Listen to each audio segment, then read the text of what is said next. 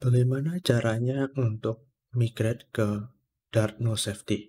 Ini bukan tutorial itu buat tutorial no safety-nya di Dart, cuman ini tutorial cara upgrade-nya. Jadi misalkan Anda punya project yang sebelumnya belum support no safety, nah itu gimana caranya supaya project Anda bisa ada fitur no safety-nya. Nah yang pertama-tama itu yang harus kita lakukan itu untuk mengoreksi atau mengupgrade ini dependensi kita ini. Nah, ini hal yang paling penting dalam upgrade ke no safety, karena kalau misalkan ini nggak benar, itu nggak bakal bisa jadi upgrade ke no safety. Bagaimana upgrade package ini ke no safety? Caranya gampang, pertama buka command prompt-nya atau terminal kalau di Linux atau Mac, itu ketik dart pub upgrade no safety. Nah, setelah selesai, package-nya udah support no safety. Jadi ini kalian tinggal ke langkah selanjutnya, yaitu bukan memperbaiki sih, untuk generate codingan kalian menjadi no safety. Ini sebelum kita untuk generate otomatis codingan no safety ke project sebelumnya, ini kita harus tahu dulu situasi-situasi di mana itu yang tadi kita lakukan tuh tidak lancar, alias ada package yang belum support no safety. Jadi salah satu package ini belum support no safety. Cara buktikannya kita masukkan codingan tadi, ini dart pub upgrade no safety. Nah, di sini kan ada tulisannya nih, ada package yang belum support no safety. Contohnya di sini BitRunner. Ini kan. Nah, sebenarnya BitRunner nggak perlu no safety karena kita hanya menggunakannya untuk generate codingan freeze ini. Saya pernah buat tutorialnya itu cara pakai freeze ini dengan Flutterblock. Itu bisa dilihat. Nah, cara upgrade-nya gimana sih? Nah, ini kan ada nih caranya. Kita tinggal copy aja nih. Terus enter.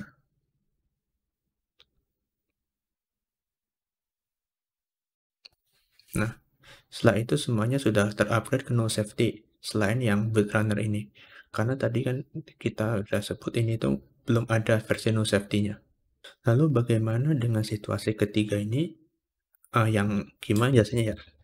Ini sebenarnya butuh penyesuaian yang seperti tadi itu, cuman kita butuh ekstra lebih gitu. Kita bisa ketik lagi nih. Nah, di sini kan bisa tertulis bahwa ini kan JSON serializable sama BitRunner-nya nggak bisa di-upgrade. Cuman kalau kita copy ini,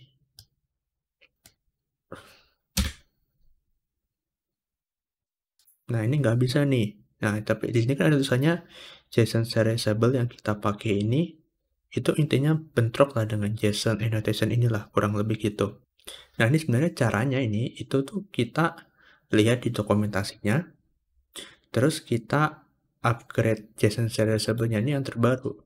Kalau ini tuh yang terbaru tuh 402. Nah, ini kita copy aja, terus tempel ke sini. Save.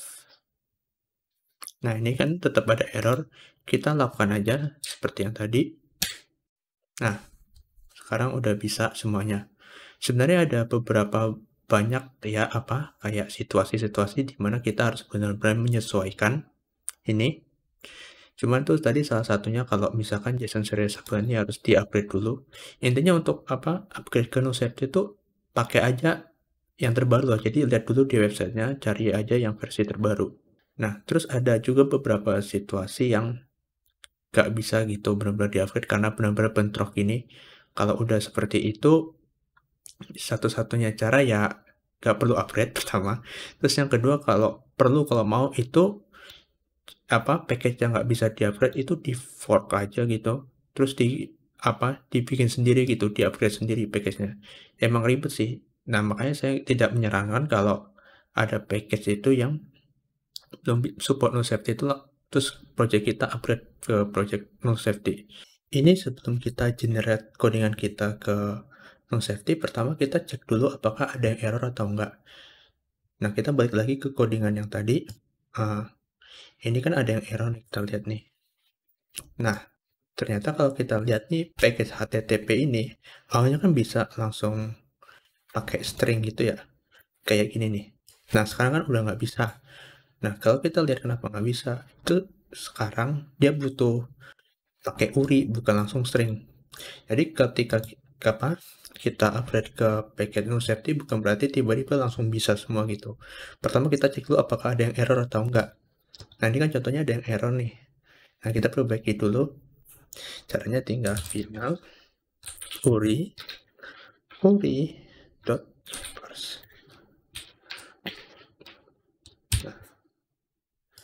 Nah, kita copy, paste. Nah, setelah itu nggak ada error lagi nih. Nah, setelah itu kita siap untuk generate ini codingannya ke no safety, semua codingan project kita. Nah, jadi kita, karena saya dari tadi bilang generate, kita nggak code buat satu-satu gitu, tinggal kita semuanya kasih tanda tanya gitu atau sebagainya. Kita tinggal generate, caranya tinggal ketik dart migrate terus apply changes.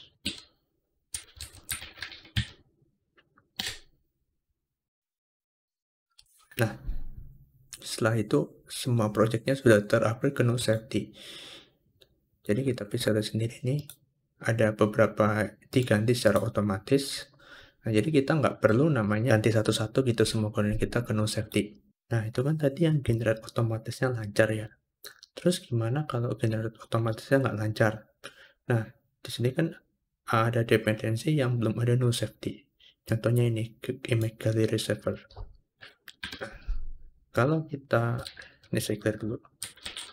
Kalau kita upgrade, nah ini nggak bakal bisa karena kita menggunakan package yang belum support no safety seperti ini. Tapi kalau belum support no safety-nya di dev dependency ini kayak JSON serializable ini, itu nggak apa-apa. Nah ini kan nggak bisa ya. Nah caranya ini kan ada tulisannya ditambahin kata skip import check. Jadi kita tambahin aja skip import.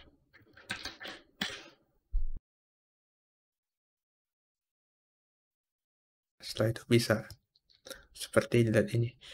Nah, kalau kita tadi melakukan hal seperti itu, ini bakal ada kayak warning inilah. Contohnya ini kan warningnya ini, package ini belum support no safety. Nah, caranya gimana?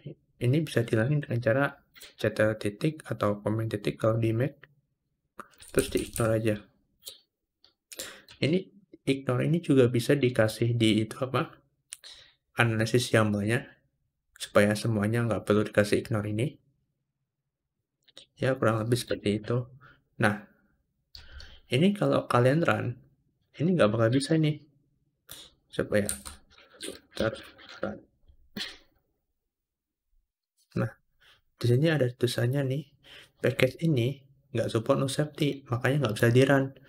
Nah, ini gimana caranya, walaupun ini support no safety, caranya tinggal seperti tadi, tinggal tambahin tulisan no sound no safety.